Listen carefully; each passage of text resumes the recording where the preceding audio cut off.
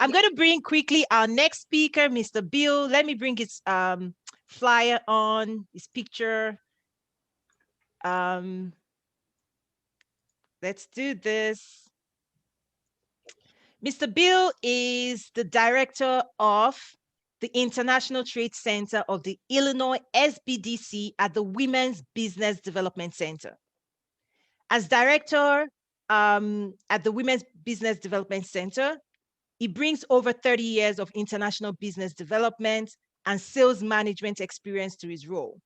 He has acquired a wealth of knowledge while working at senior levels in companies such as the Federal Signal Corporation, Minuteman International, and Conbraco Industries. I hope I said that well.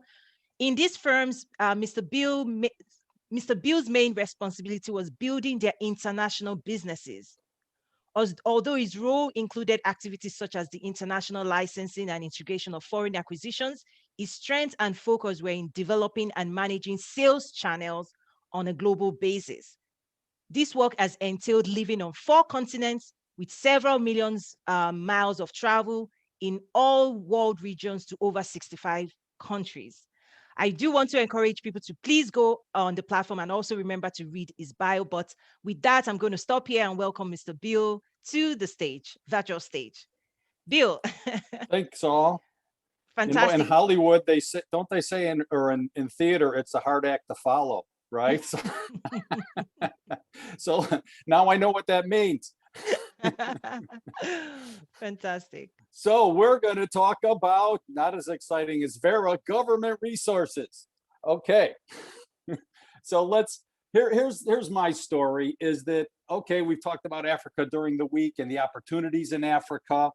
And my message is, if you're interested, you're not alone out there. There's help out there for you. And let me just walk through, what's out there for you if you're interested in business in Africa. So we'll proceed. So let's start with, okay, I'm at the International Trade Center in Chicago. What does an International Trade Center do? First, let me back up. I'm located at the Women's Business Development Center in Chicago. It's a nonprofit, very well-known, well-established in the Midwest. We're on Michigan Avenue in Chicago, and we support and help have programs to support women's business ownership. Me, as Toyin said, 30 years in the private sector, exporting.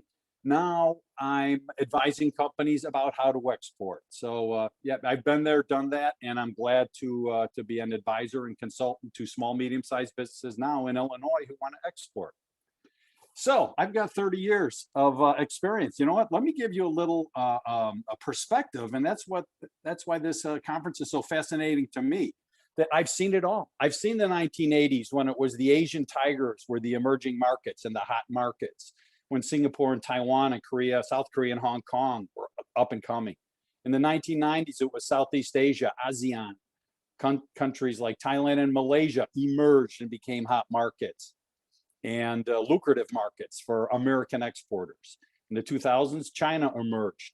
In the 2010s, Latin America had its resource boom. So things were good in the 2010s in Latin America, and places like Brazil. Colombia came up, Peru came up, Chile came up. And now it's Africa's turn in the 2020s. And that's what we've been talking about all week. And let me just go through this presentation and say what resources are out there to help you to capture the potential in Africa. So what's an International Trade Center?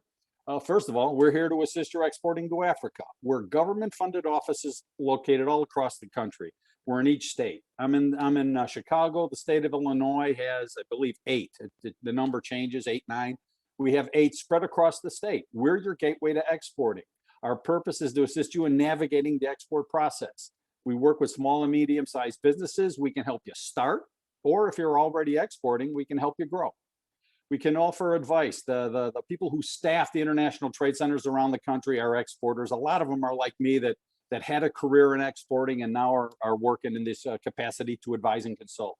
So, there's a lot of expertise out there. If we don't know it, we know a network. We can connect you with experts in the field on specifics like regulations, documentation, distribution. We can connect you with people like Toyin with expertise in particular markets. So it's just not, it's us and all the people behind us at the International Trade Center that are here. And again, we're funded, we're here to help you. So what else do? We provide access to other government resources. We're part of a network. So in Illinois here, I can connect you to the Office of Trade and Investment.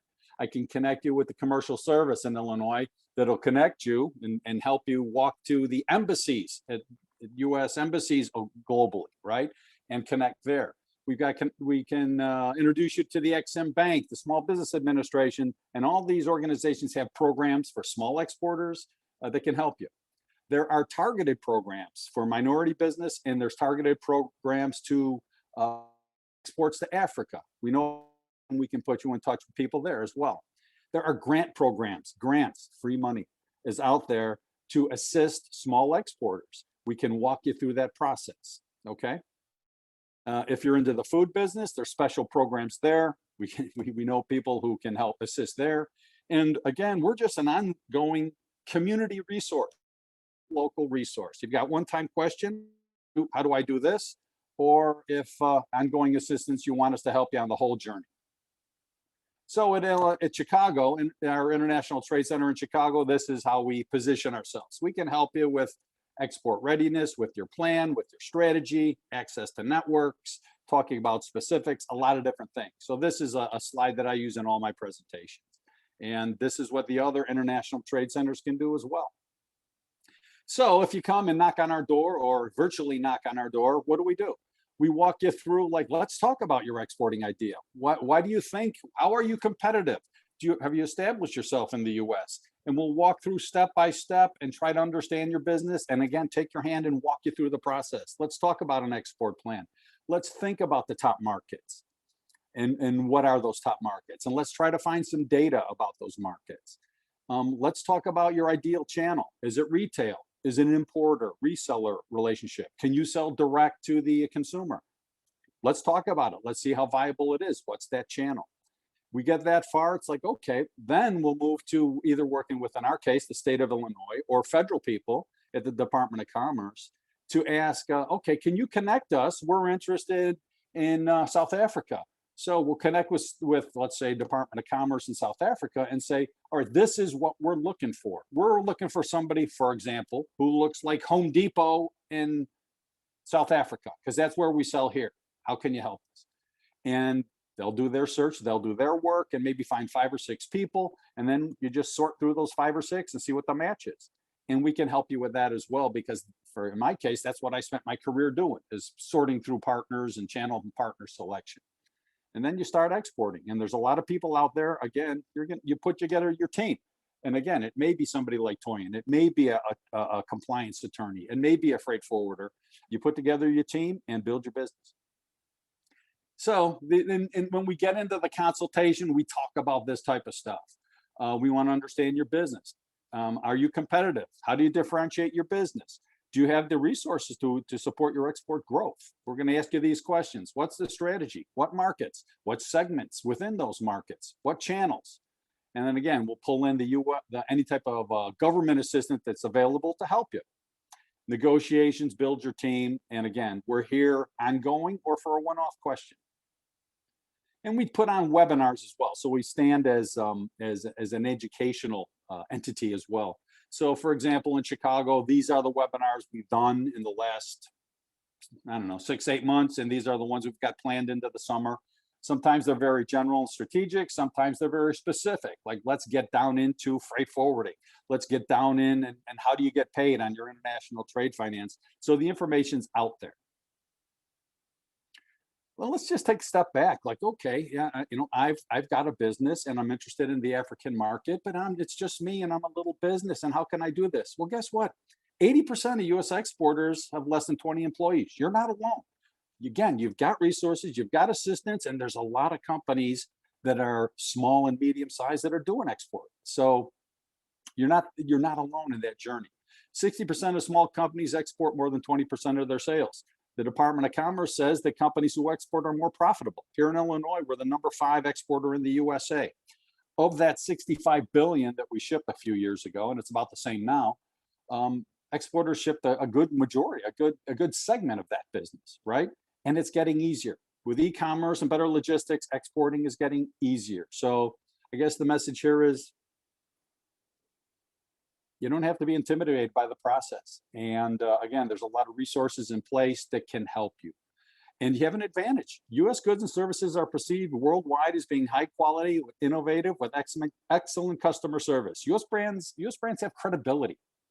So that's going to help you. And in the African market, I think the view of US brands have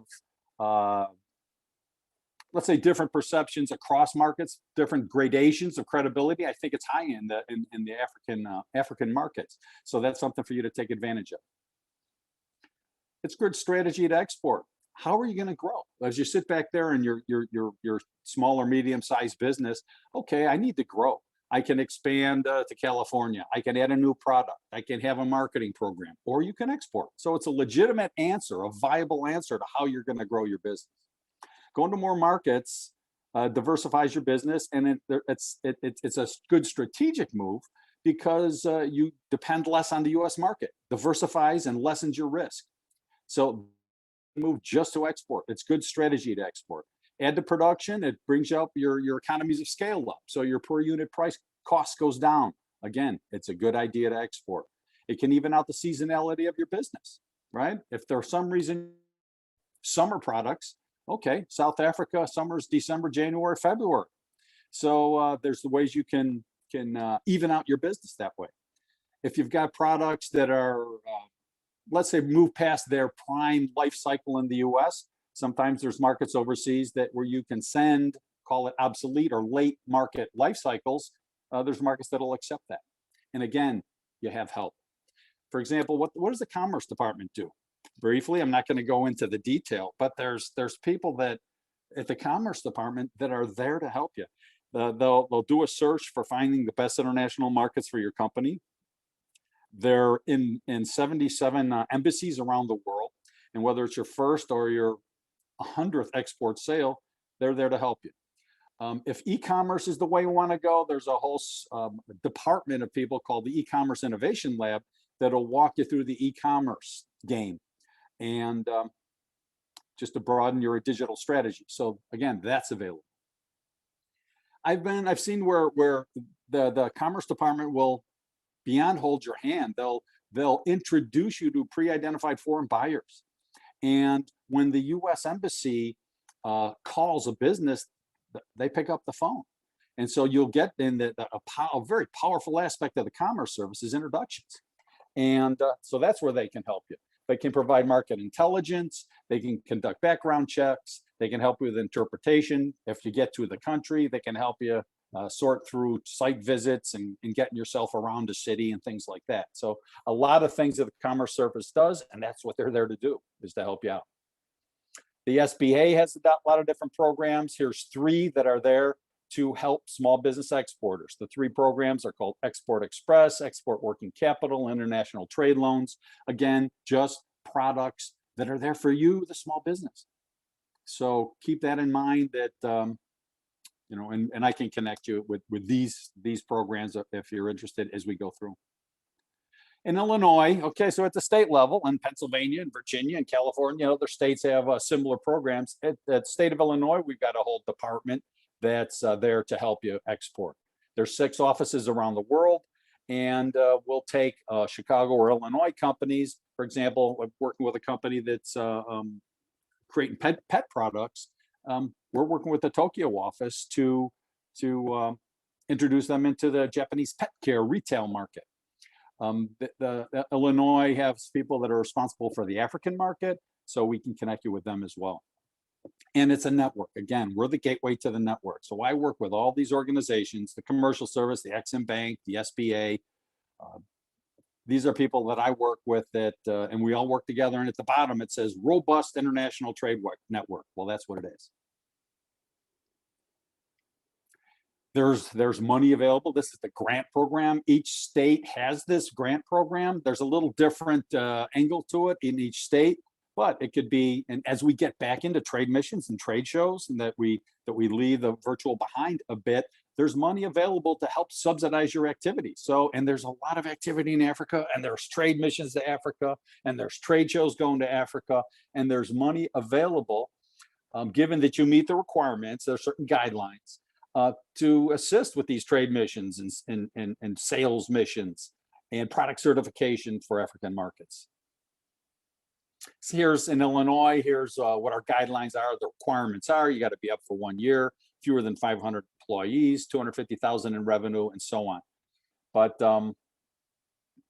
there are rules. Indiana's different, Pennsylvania's different, but this is generally how it works. That's what I have to say. Again, it's international is hard work, but it's good for your business. There's no shortcut, there's no halfway, but there's a lot of people around to help you. And you know, I'll even go back to Vera, you know, don't be afraid. There's this network is there for you. And you know, if you're in Illinois, there I am, reach out and we'll help you as we can.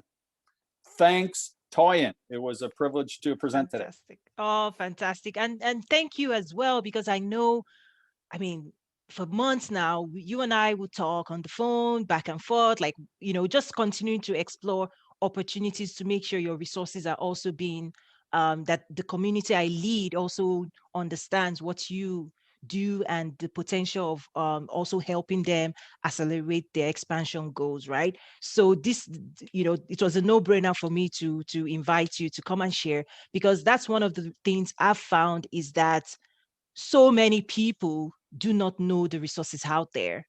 And in fact, just last night, I was on Clubhouse, the new, you know, social app, and there was a whole room of over 100 people, and they were talking about China, Africa, and my head was spinning because there were so many more questions, and people didn't have answers, but everybody was, you know, one thing I said to the leader is everybody has an opinion about Africa, whether it's Africa, China, or US. Everybody has an opinion. And sometimes we need to start separating fact from fiction, right? What's an opinion versus what are the real resources? What's the US made available? And then how can businesses take advantage of that? So that's one of the reasons, you know, having you here is definitely something that we had to do. And over the years as well, you know, we've brought Department of Commerce, USTDA, all of that. And then I believe on Tuesday, we actually had Prosper Africa, you know, share an hour-long presentation with us. So thank you so much, sir.